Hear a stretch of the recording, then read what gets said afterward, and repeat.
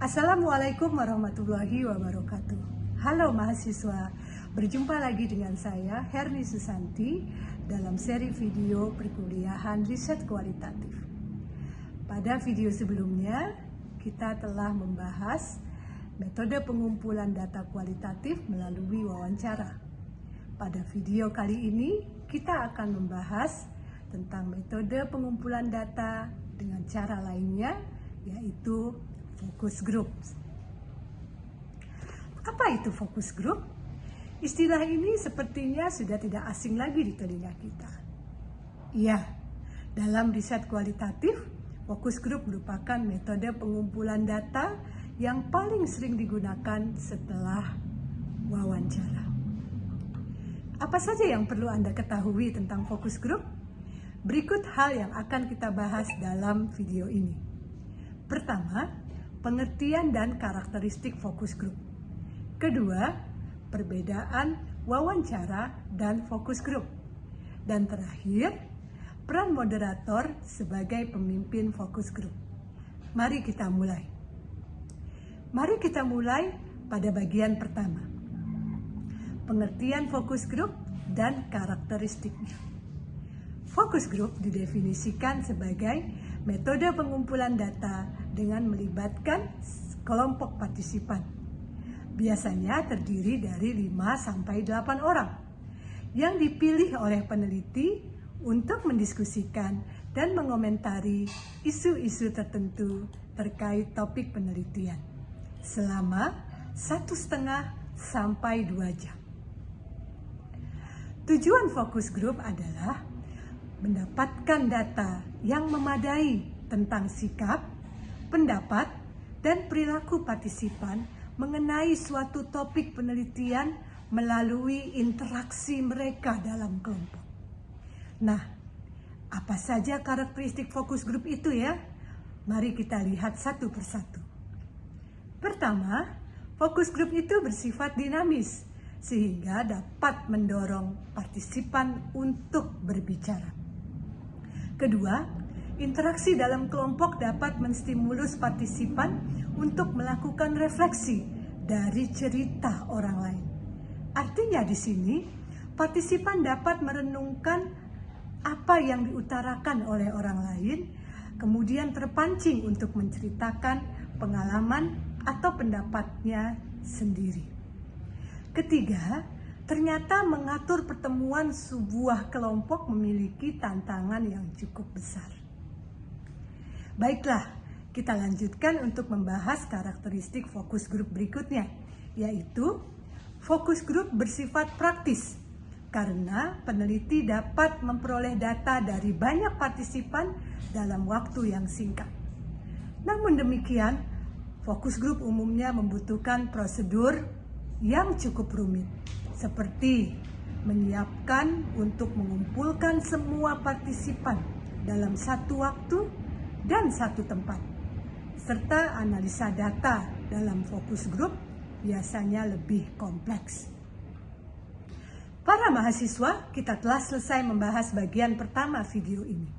Selanjutnya, kita akan mendiskusikan perbedaan wawancara dan fokus grup. Perbedaan yang pertama berfokus pada tujuan. Tujuan wawancara adalah menggali pengalaman, ide, perilaku, dan pengetahuan individual partisipan secara mendalam untuk mendapatkan data yang lebih kaya dari satu partisipan tersebut. Sedangkan tujuan fokus grup adalah untuk mengeksplorasi interaksi partisipan dalam kelompok untuk diobservasi dan kemudian dianalisa. Peneliti juga dapat mengambil keuntungan dari dinamika partisipan dalam kelompok sebagai sumber data yang penting. Perbedaan selanjutnya adalah peneliti umumnya membutuhkan waktu yang lebih lama untuk mengumpulkan partisipan fokus grup dalam satu waktu. Sedangkan partisipan wawancara umumnya lebih fleksibel dalam menentukan waktu bertemu dengan peneliti. Tetapi, wawancara tidak tepat bagi individu dengan kondisi khusus, seperti partisipan dari kalangan lansia ibu-ibu dengan anak kecil, pejabat atau orang yang sangat sibuk, anak kecil, atau siapapun yang menganggap topik penelitian merupakan hal yang sensitif.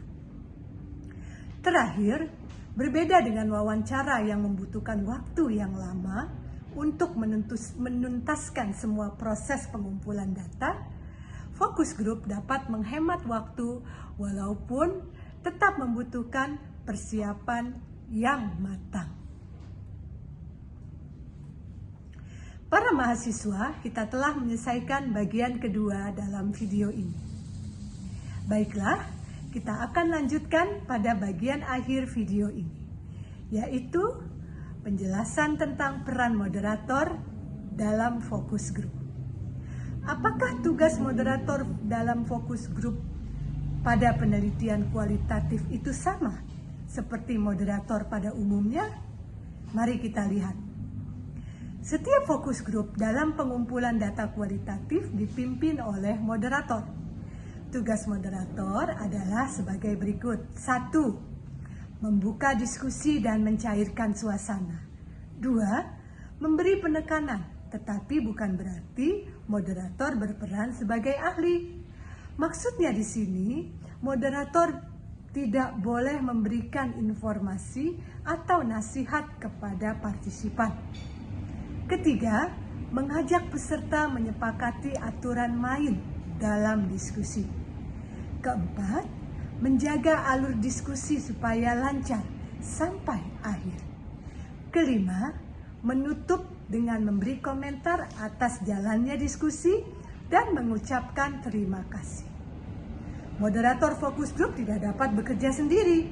Setiap moderator perlu dibantu oleh 1 sampai 2 asisten moderator. Tugas asisten moderator adalah merekam proses diskusi, mempertahankan ketepatan waktu, mencatat tanggal, waktu mulai dan berakhirnya diskusi, mencatat deskripsi singkat partisipan, mencatat lokasi fokus grup, serta proses selama diskusi. Para mahasiswa, kita sudah hampir sampai pada ujung pembahasan tentang fokus grup dalam riset kualitatif. Mungkin Anda penasaran ya bagaimana contohnya moderator memimpin sebuah fokus grup. Jangan khawatir, Anda dapat melihat contoh panduan memimpin fokus grup yang dapat diakses di emas atau link berikut ini. Para mahasiswa, sebelum kita usai, mari kita simpulkan pembahasan tentang fokus grup ini. Fokus grup merupakan salah satu pilihan dalam mengumpulkan data kualitatif yang praktis dan efisien. Namun demikian, peneliti perlu mempersiapkan fokus grup ini dengan sebaik-baiknya. Untuk selanjutnya, Anda dapat melihat video tentang bagaimana seorang peneliti kualitatif melaksanakan sebuah fokus grup dimulai dari persiapan sampai setelah pelaksanaan diskusi. Sampai jumpa.